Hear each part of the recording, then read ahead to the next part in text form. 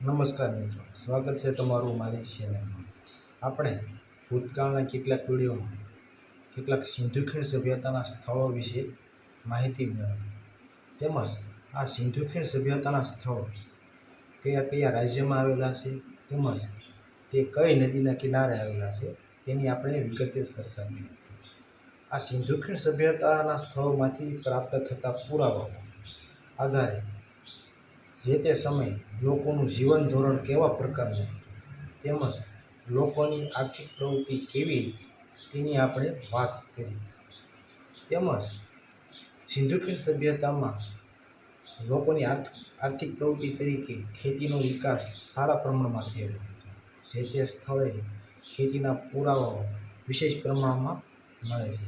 તેમજ આ સિંધુ ખીણ સભ્યતામાં કેટલાક ધાતુના પુરાવા પણ પ્રાપ્ત થાય છે, જેથી માલુમ પડે છે કે જે તે સમયે લોકો ધાતુથી પરિચિત છે।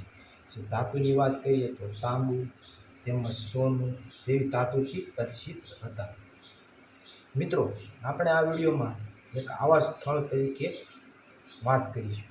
મિત્રો, આ મધ્યપ્રદેશમાં આવેલું સ્થળ છે। આ સ્થળનું નામ વાત કરીએ તો આ સ્થળનું નામ છે કાયથા। મિત્રો, આ કાયથા નામનું સ્થળ મધ્યપ્રદેશમાં એવું છે, ઉજ્જૈન જિલ્લો છે। ઉજ્જૈન જિલ્લાનું કાયથા વિસ્તાર। આ વિસ્તારનું સંશોધન કાર્ય ઈસવીસન 1964માં થયેલું હતું। વાંકાણકર દ્વારા આ સંશોધન કાર્ય થયેલું હતું।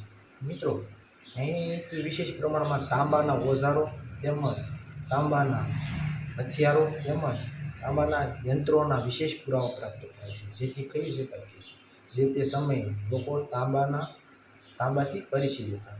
તેમજ અહીંથી આ સ્થળ સિંધુ સભ્યતાની સાથે સાથે તામ્ર પાષાણ યુગના પણ માનવામાં આવે છે। મિત્રો, આ સ્થળમાં માટીના પણ કેટલાક અવશેષો પ્રાપ્ત થયા છે। મિત્રો, આ વિડીયોમાં અહીં સુધી રાખીએ છીએ। હવે પછી મળશું એક નવા વિડીયો સાથે। જય હિન્દ, જય ભારત।